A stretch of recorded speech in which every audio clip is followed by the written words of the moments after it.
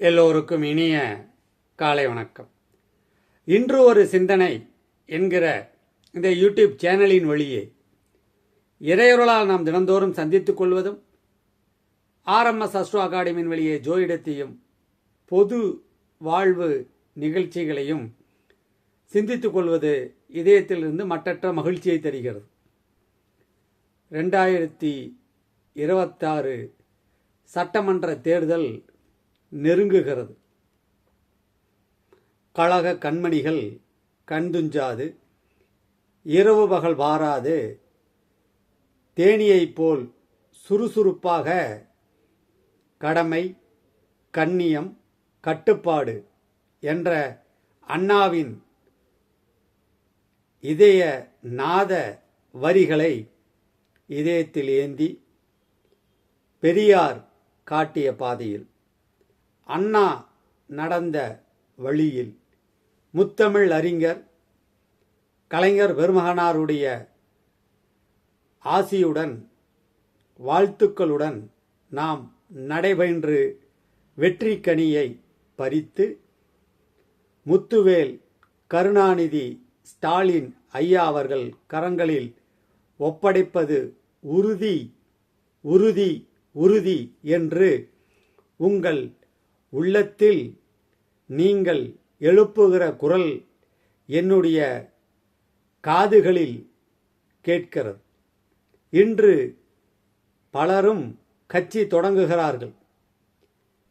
பல்வேறு விதமான செயல்பாடுகளை நாம் பார்க்கிறோம். ஆனால் கலைஞர் பெருமகனார் திருக்குவளையில் அவதரித்து, ஈரோடு வள்ளியில் பாடம் பயின்று, அண்ணா பல்கலைக்கழகத்தில் பணியாற்றி சேர்ந்து, அண்ணாவுடன் பயணித்து, அண்ணா அருகிலேயே நமக்காக சிந்தித்து கொண்டிருக்கிறார். வாழ்நாள் முழுவதும் போராட்டம். அவருடைய இறுதி நிமிடங்கள் அண்ணாவின் அருகில் இடம் கிடைக்க, கழக கண்மணிகள், தொண்டர்கள், உடன்பிறப்புகள் சிந்திய கண்ணீர் துளிகள் இன்றும் கடற்கரையில் காயாமல் இருக்கிறது. 1938 மொழிப்போர் ஆரம்பித்ததிலிருந்து இன்று வரை, இந்த நிமிடம் வரை நாம் நம் உரிமைக்காக குரல் கொடுத்து கொண்டே இருப்போம். பல்வேறு அரசியல் சூழ்நிலைகள் மாறிக்கொண்டே இருக்கிறது. கலைஞர் பெருமகனாரிடத்திலே குறை சொல்பவர்கள் சொல்லிக்கொண்டே இருக்கிறார்கள். ஆனால் வாழ்நாள் முழுவதும் புத்தகங்களுடன் பயணித்த வார்த்தை சித்தர் வலம்புரி ஜான் ஐயா அவர்களும், கவிஞர் பெருமகனார்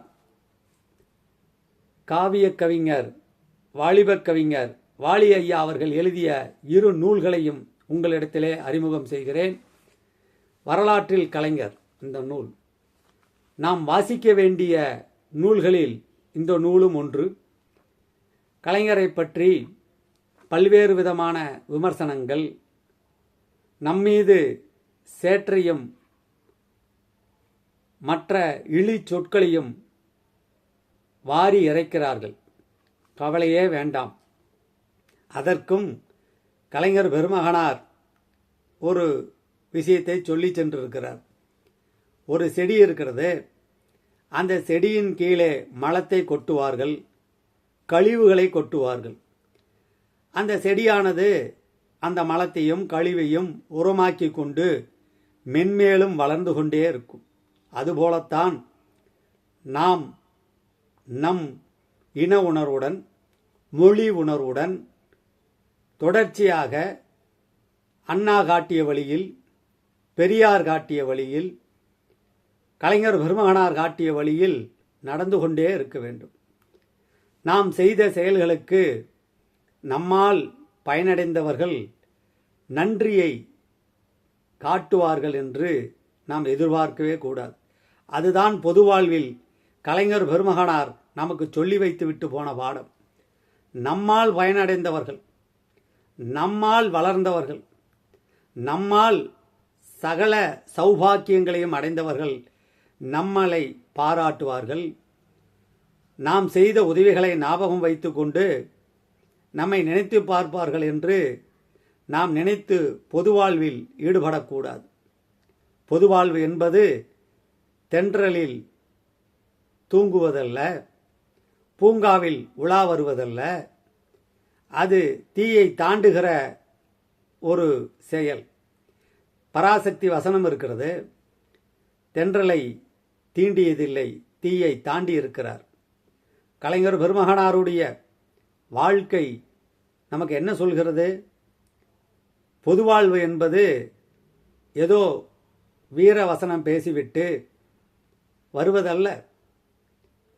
தோற்றாலும் வென்றாலும், அரசவையின் மணிமகுடம் கிடைத்தாலும், மணிமகுடம் தட்டிவிடப்பட்டாலும், நாம் நம் மொழிக்காக, இனத்துக்காக தொடர்ச்சியாக வாழ்நாள் முழுவதும் அர்ப்பணித்து எந்தவிதமான பிரதிபலனும் பாராமல் உழைத்து கொண்டே இருக்க வேண்டும்.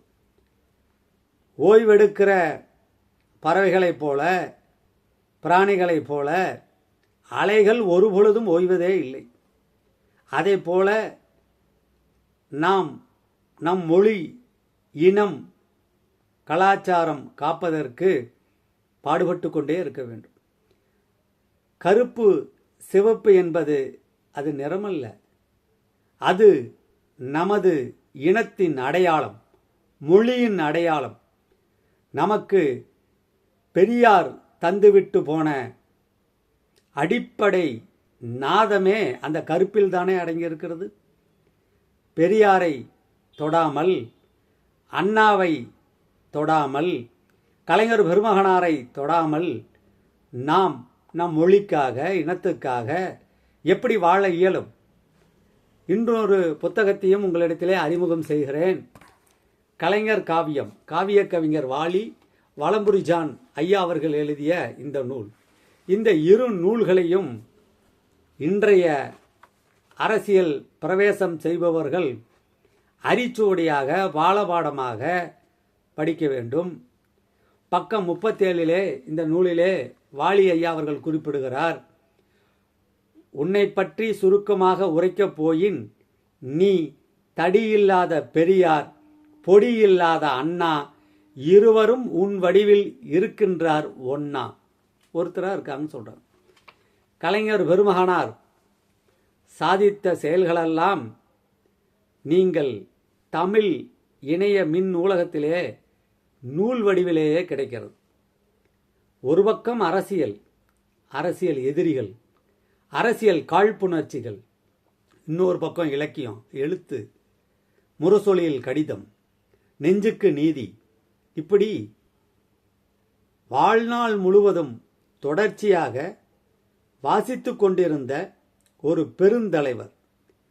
தமிழகத்தை மாத்திரமல்ல, இந்தியாவை மாத்திரமல்ல, உலகம் முழுமைக்கும் ஏற்படுகிற அரசியல் சார்ந்த, மக்கள் சார்ந்த, சமுதாயம் சார்ந்த, ஏற்றத்தாழ்வுகள் சார்ந்த, பொருளாதாரம் சார்ந்த பிரச்சனைகளை கலைஞர் பெருமகனார் உன்னிப்பாக கவனித்து தமிழகத்தை பொருளாதாரத்திலும் தொழில் மயமாக்குதலிலும் எப்படியெல்லாம் முன்னேற்றி செல்ல வேண்டும் என்று நாளும் கனவு கண்டார், நடத்தி காட்டினார்.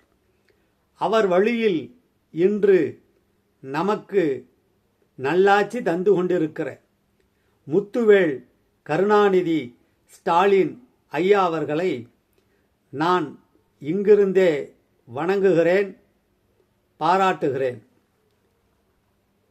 அவரை பற்றி எல்லோரும் நமது இயக்கத்தை பற்றி, நமது செயல்பாடுகளை பற்றி எல்லோரும் எது வேணாலும் சொல்லிட்டு போகிறாங்க. கவலை வேண்டாம். எதையும் தாங்கும் இதயம் வேண்டும். அண்ணா என்ன சொல்லியிருக்காங்க நமக்கு? எதையும் தாங்கும் இதயம் வேண்டும், இப்படை தோற்கேன் எப்படை வெல்லும். இந்த 2 வரிகளையும் இதயத்தில் ஏந்தி இல்லந்தோறும் நமது உள்ளத்தை சொல்லி உள்ளதை சொல்லி சாதனைகளை சொல்லி சொன்னோம் செய்தோம் சொல்வோம் செய்வோம் என்பதையும் சொல்லி கடந்த நீதி கட்சியின் ஆரம்பத்திலிருந்து இன்று வரை நாம் பயணித்த பாதையை விளக்கி எளிமையாக மக்களிடத்திலே கொண்டு சென்று அவர்கள் அன்பை, அவர்களுடைய ஆதரவை, அவர்களுடைய தேவைகளை உணர்ந்து அறிந்து அடுத்து வர 5 ஆண்டுகளுக்கு அவர்கள் நமக்கு ஆட்சி புரிய கட்டளையிடுமாறு, அவர்கள் அன்பு கட்டளைக்கு நாங்கள் ஏங்கியிருக்கிறோம், அவர்களுடைய அந்த கட்டளையை தலைமேற்கொண்டு பணிபுரிய நாங்கள் தயாராக இருக்கிறோம் என்பதை நாம் அவர்களுக்கு எடுத்துக்காட்ட வேண்டும். இப்படி எடுத்துக்காட்டினால் திராவிட முன்னேற்ற கழகத்தை யாராலும் எப்பொழுதும் அழிக்க இயலவே இயலாது. ஏனென்றால் சூரியனுக்கு எங்கேயாவது காய்ச்சல் வந்து பார்த்துருக்கிறீங்களா? காற்றுக்கு எங்கேயாவது காய்ச்சல் வருமா? வரவே வராது.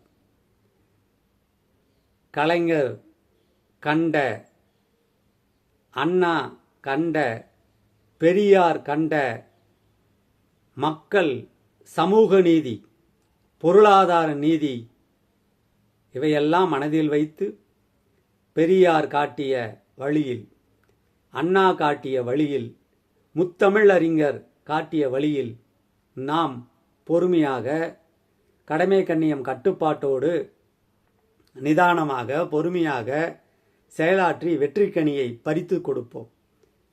எதிர்க்கட்சியினர் நம் மீது சேற்றை வாரி இருக்கலாம், எல்லல் பேச்சு கேலி பேச்சு பேசலாம், கவலையே வேண்டாம். நமக்கு நெஞ்சுக்கு நீதி இருக்கிறது, கடிதங்கள் இருக்கிறது, ஈரோட்டு தடி இருக்கிறது, காஞ்சிபுரம் பொடி இருக்கிறது, கலைஞர் பெருமகனாருடைய எழுத்து நெடி இருக்கிறது.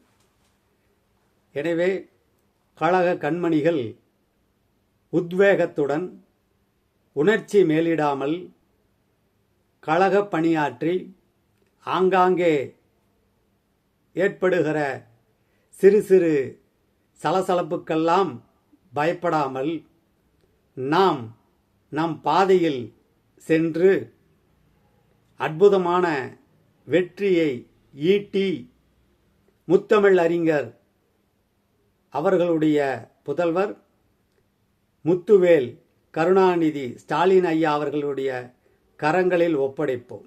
கவலை வேண்டாம், யார் என்ன வேணாலும் சொல்லிட்டு போட்டோம். நாம் கடந்து வந்த பாதையை நெஞ்சுக்கு நீதியில் தேடுவோம், கலைஞர் பெருமகனாருடைய கடிதங்களில் தேடுவோம். தமிழ் உள்ளவரை, தமிழ் இனம் உள்ளவரை கலைஞர் பெருமகனாரை நாம் நினைவு கூறுவோம்.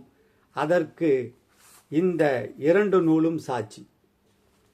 வரலாற்றில் கலைஞர், வளைஞர் நெஞ்சில் கலைஞர் என்று 2 நூல்களை வலம்புரிஜான் ஐயா அவர்கள் எழுதியிருக்காங்க. கலைஞர் காவியம் என்று வாலி ஐயா அவங்க எழுதியிருக்காங்க. இந்த 2 நூல்களும் கலைஞர் பெருமகனாருடைய புகழை பறைசாற்றி கொண்டே இருக்கும். எனவே கழக கண்மணிகள், உடன்பிறப்புக்கள் எந்த விதமான கவன சிதறல்கள் இல்லாமல் ஒருமித்த கருத்துடன் கிழக்கே உதிக்கிற சூரியன்தான் நமக்கு விடியலை தருவான், இருட்டை போக்குவான், சூரியன் நம்மை விழித்தலை செய்வான் என்று அடுத்த ஆண்டு நடக்கிற தேர்தல் அன்று அவர்களுடைய விரல் ரேகை பதியும்படி சூரியனை நினைத்து அவர்கள் மனதில் பதிய வைக்கும் அளவிற்கு நமது செயல்பாடுகள், சிந்தனைகள், களப்பணிகள் இருக்க வேண்டும் என்று இதயத்திலிருந்து கேட்டுக்கொள்கிறேன். அது சரியென்று நீங்கள் சொல்வது எனக்கு கேட்கிறது. வெற்றி நிச்சயம். மீண்டும் அரியணையில் முத்துவேல் கருணாநிதி ஸ்டாலின் ஐயா அவர்கள் அமருவார். இது நிச்சயிக்கப்பட்ட தமிழக மக்களின் குரல் என்று அடுத்த ஆண்டு பதவி பிரமாணம் செய்கிற பொழுது உலகெங்கும் ஒலிக்கும் என்று சொல்லி நிறைவு செய்கிறேன். நன்றி.